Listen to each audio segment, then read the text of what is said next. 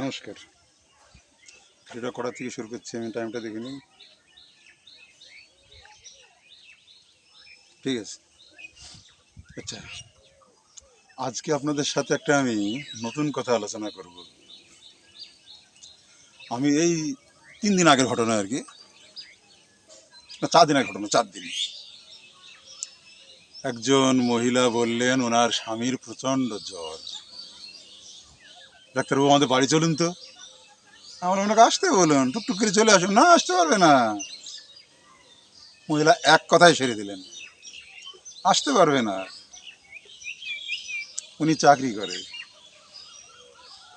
উনি পুলিশের ইন্সপেক্টরের দায়িত্বে আছে বর্তমানে। ঠিক আছে, ছুটিতে বাড়ি এসছেন, সেখানেই জ্বর জ্বর ভাব ছিল, তাই উনি লিখিত দিয়ে ছুটি নিয়ে বাড়িতে এলেন। ভালো কথা। বাড়িতে এলেন, বাড়িতে এসে জ্বরটা বেড়ে গেল। তিনি আবার অ্যালোপ্যাথি কখনো খাবেন না, আমি যা দেবো সেটাই খাবেন। আবার ওই উনি যখন ডিউটি চলে যাচ্ছেন তখন আমার কাছে নিয়ে যায়। যাই হোক,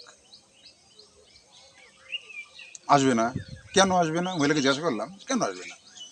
বললো ওনার হাত পায়ে জোর নেই, হাত পা ভেঙে ভেঙে পড়ে যাচ্ছে। তাহলে তাকে আর আসতে বলা যায়নি, এবার আমাকে যেতে হবে। গেলাম, গিয়ে দেখে একেবারে কাঠই পড়ে আছে বিছনায়, একেবারে কাঠ। আমরা উঠুন, আপনাকে আমি একটু দেখবো, ওষুধ দিতে এসছি তো। এখন বলছে ডাক্তারবাবু আর বলবেন না, আমি হাতে পায়ে জোর পাচ্ছি না, আর মাথায় অসহ্য যন্ত্রণা। শুধু আমি জিজ্ঞাসা করলাম আপনার এই জ্বর জ্বর ভাবটা কখন থেকে বাড়ে বলেন তো।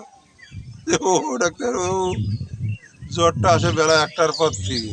ব্যাস ব্যাস,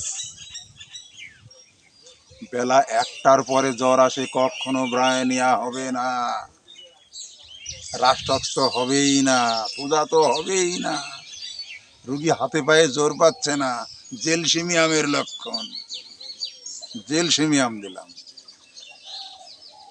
আমরা আমাকে আপনারা 2 ঘন্টা পরে একটু ফোন করে জানাবেন, আমার এলাকারই রুগী তো। যাই হোক, জেলসিমিয়াম দিলাম। ওই ভদ্রলোক ছুটিতে যখন বাড়ি আসছে, রাস্তার পাশে একটা, না একটা না, 4টি কুকুরের বাচ্চা খেলা করে বেড়াচ্ছে। উনি একটা কুকুরের বাচ্চাকে আবার ব্যাগে করে বাড়ি নিয়ে চলে এসছেন। হাই ফাই ফ্যামিলি, যার হাজারে নাই বেজার, যার পয়সা নেই শেষ, তার আবার কুকুর পুষতে ভালোবাসে।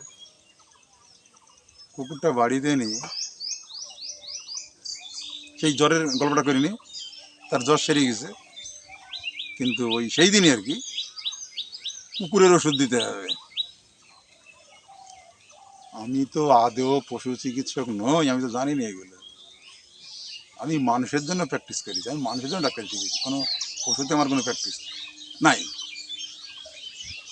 কুকুরের ওষুধ দিতে হবে, কি ওষুধ দেবো? আন্দাজে সালফার দিলাম, কি করবো, কোনো লক্ষণই পাচ্ছে না। আমি তো কুকুরের চিকিৎসক তো নই, প্রতিক্রিয়া সারে। সেই জ্বরের রোগী কিন্তু 2 ঘন্টা পরে দিবে সুস্থ কিন্তু। যাই হোক, জ্বরের গল্পটা বাদ দিলাম, ও রোগী সুস্থ হয়ে গেছে, গল্প করে আর লাভ নাই। এবার কুকুর সালফার দিয়ে পরের দিনে যাবে একটু খাওয়া দাওয়া করছিল, আর ওই আবার ডাকলো। আর আমি বাড়ির উপরে আমার এলাকায় গেলে আমি 50 টাকা ফ্রি নিই, দেবে। গেলাম, গিয়ে দেখি একটা গামছাকে এমনভাবে কামড়ি ধরে আছে। শ্যামসি বাবু, আপনি কুকুরটাকে পেয়েছিলেন কোথাও? বলতে রাস্তা পাশে পেয়েছিলাম, 4টি কুকুরের বাচ্চা খেলা করে বেড়াচ্ছে, সঙ্গে মা ছিল না। বলে না, মা ছিল না, ওই এলাকার লোকে বললো যে মাটা মারা গেছে। তখনই আমার সন্দেহ হলো মা কোনো পাগলা কুকুরের কামড়ে মারামারি করতে গিয়ে মাটা বিষেই মারা গেছে। সেই বিষ সন্তানের দেহে এসছে, মার দুধ খেয়েছে। আমি আদৌ কিন্তু কুকুরের পশুর কোনো চিকিৎসক নই। কি করব? আমি হাইড্রোফোবিয়া নাম দিলাম,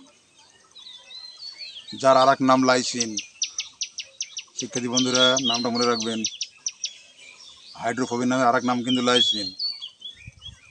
আমি লাইসিন দিলাম, খাওয়ানো যায় না, ড্রপিংয়ে দিয়েছিলাম তো, জোর করে মুখে দিয়ে দেওয়া হলো, দিয়ে আমি চলে আসলাম।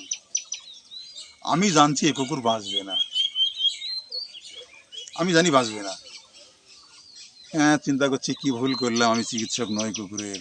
তাদের হাই ফাই ফ্যামিলি, কুকুরটা যদি মারা যায় তাহলে আমার তো মান সম্মান ওই বাড়ি থাকবে না, আর ওই বাড়ির পুরো ফ্যামিলি আমার কাছে ওষুধ খায়, মান সম্মানটাই হারালাম। ঠাকুরকে ডাকছি,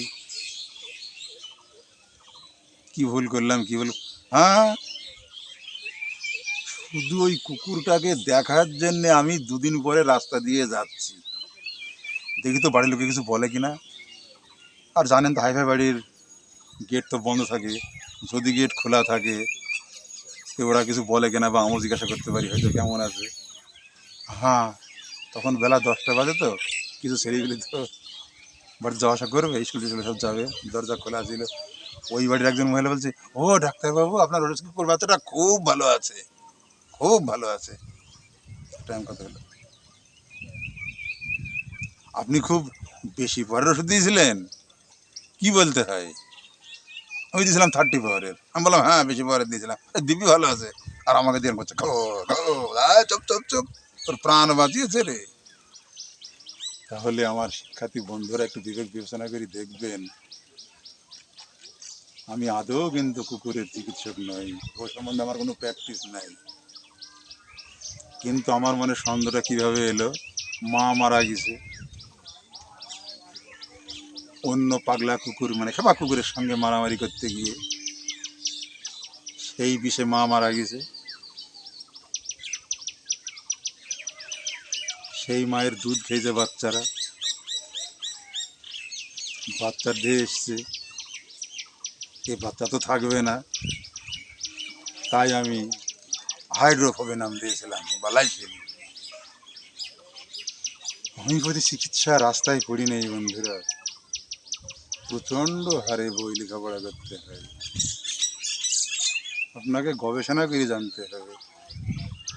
হোমিওপ্যাথি ডাক্তারকে আর এক ভাবে আবিষ্কারক বলা হয়।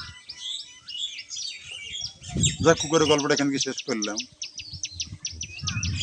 এই তো 20 দিন আগে একটা রুগীকে আমি জ্বর সারাতে পারছিলাম না, কোনো ওষুধ ধরছিল না, রাস্টক্স, ব্রাইনিয়া, আর্নিকা, ব্যাপটিসা দিয়েছিলাম, পাইরোজেন দিয়েছিলাম, কিছুতে হয়নি। তখন বাড়ির লোকে বলছে, কি ব্যাপার, হাসপাতালে নিয়ে যাবো? আর ওই হাসপাতালে তো আমার মাথানো করা যায় বলুন, আমি কতটা ফিলের বলুন তো, কি আর করব, ক্লোরোমাইসেটিন দিয়েছিলাম। ক্লোরোমাইসেটিন খাওয়ার আধা ঘন্টা পরে ওই যে গা ঠান্ডা, পুরো ঠান্ডা হয়নি, জ্বর ছিল 104, জ্বর 102 আধা ঘন্টা পরে। যত টাইম যায় জ্বর তত কমে আসে, 101-এ চলে এলো, আমাকে বসেই রাখলো, আজে বাজে গল্প টাইম কাটাচ্ছি আর কি। 1.5 ঘন্টার মধ্যে জ্বর যখন 100 চলে এলো, আমি বললাম রুগী সুস্থ হয়ে গেছে, আমার আর বসে থাকার কোনো দরকার নাই, আমি গ্যারান্টি দিয়ে বলে গেলাম। সেই রুগী আজও ভালো।